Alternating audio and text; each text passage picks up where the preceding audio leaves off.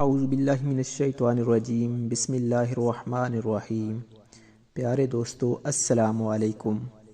ایک دفعہ کا ذکر ہے کہ ایک بندہ امیر المومنین حضرت سیدنا علی کے پاس حاضر ہوا۔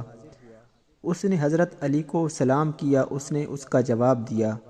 بندے نے کہا، اے حضرت علی، وہ کون سے گناہ ہیں جس کے کرنے سے ہمارے رزق میں کمی آ جاتی ہے؟ اس بندے کی بات سن کر سیدنا علی نے ایک حدیث پاک بیان کرتے ہوئے فرمایا کہ 5 ایسے گناہ ہیں جن کے کرنے سے اللہ تعالیٰ بندے کے رزق میں کمی کے ساتھ ساتھ اس کو دنیا اور آخرت کا عذاب بھی دے دیتا ہے۔ اگر ہم دنیا اور آخرت میں کامیاب ہونا چاہتے ہیں تو ہم کو ان 5 گناہوں سے ہر صورت میں بچنا چاہیے۔ جو بندہ ان 5 گناہوں کرنے سے نہیں بچ پاتا وہ اپنی دنیا اور آخرت تباہ کر لیتا ہے۔ اس بندے نے پوچھا، اے امیر المومنین، وہ کون سے 5 گناہ ہیں؟ آپ نے فرمایا کہ پہلا گناہ سود کا کاروبار ہے۔ حضرت علی نے آہ بھرتے ہوئے فرمایا کہ سود کا کاروبار کرنے والا اس دنیا میں بھی ذلیل اور خوار ہوگا اور آخرت میں بھی اللہ کے انعام اور اکرام سے ہاتھ دھو بیٹھے گا اور اس کا ٹھکانہ جہنم میں ہے۔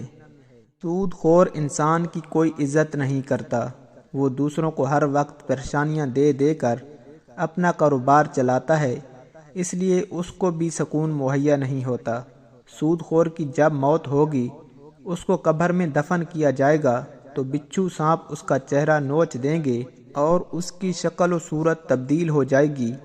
آپ نے ایک سود خور کی بات بتاتے ہوئے فرمایا کہ ایک سود خور کا کاروبار کرنے والا کسی جگہ سے گر کر مر گیا۔ اس کے گھر والے بہت غم زدہ ہوئے۔ ایک رات بیٹے نے اپنے باپ کو خواب میں دیکھا۔ بیٹے نے اپنے والد سے پوچھا، بابا تیرے ساتھ کیا ہوا؟ والد نے جواب دیتے ہوئے کہا، بیٹا میری تو آخرت تباہ و برباد ہو گئی، سیڑھی سے گر کر میری موت واقع ہونا تھا، مجھے جہنم کے گہرے حصے کو ڈال دیا گیا۔ حضرت شیخ سعید نے فرمایا کہ ایک دفعہ میں کسی مکان کی تلاش کر رہا تھا، میری ملاقات ایک سود خور بندے سے ہو گئی۔ وہ کہنے لگا، حضور میرے گھر کے ساتھ والا گھر فروخت ہو رہا ہے، میں آپ کو وہ لے دیتا ہوں، اس طرح ہم دونوں ہمسائے بن جائیں گے۔ وہ بندہ کہنے لگا کہ یہ مکان بہت اچھا ہے، اس میں کوئی بھی کمی نہیں، نیا تیار ہوا ہے اور بہت ہی عمدہ بنا ہے۔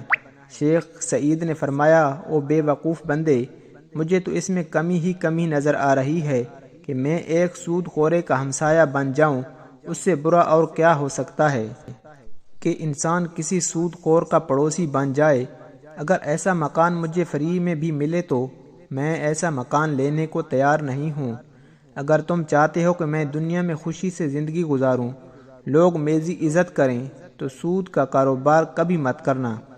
آپ نے فرمایا کہ دوسرا بڑا گناہ یہ ہے کہ کسی کی بیٹی پر کوئی تہمت لگانا۔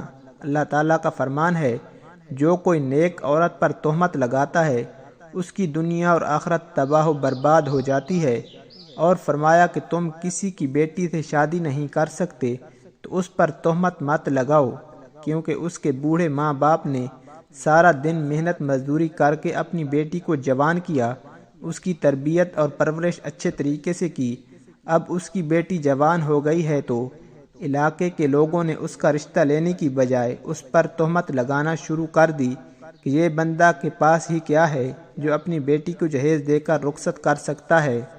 ایک تو تم لوگ اس غریب باپ کی مدد نہیں کر سکتے اور دوسری طرف اس کی بیٹی کی عزت کو پامال کر رہے ہو۔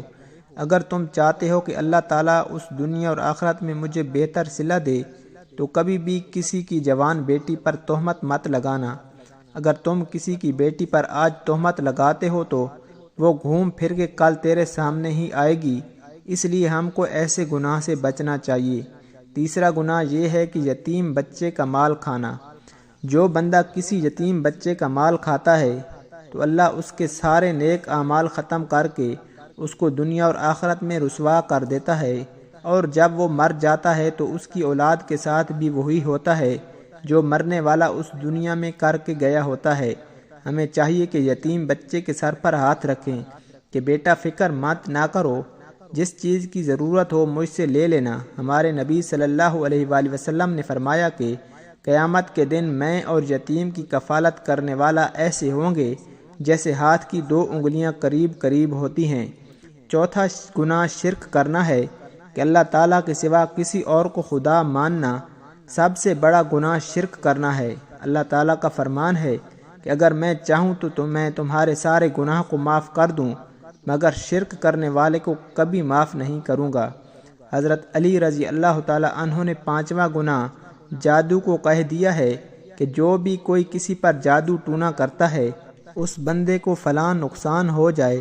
آپ نے فرماتے ہوئے کہا ہے کہ جادوگر کا کھانا پینا حرام ہے۔ جادوگر کے بارے میں بیان کرتے ہوئے آپ نے یہاں تک فرما دیا کہ جادوگر دائرہ اسلام سے فارغ ہو جاتا ہے، وہ کفر کرتا ہے۔ جادوگر اگر کسی پر جادو کرتا ہے تو وہ ایک نہ ایک دن گھوم پھر کر جادوگر پر الٹ پڑتا ہے۔ اگر آپ دنیا اور آخرت کو بہتر بنانا چاہتے ہو تو ایسا خطرناک گناہ کبھی نہ کرنا۔ یہ 5 گناہ ایسے گناہ ہیں جس کے کرنے سے انسان اپنے اللہ کو ناراض کر لیتا ہے۔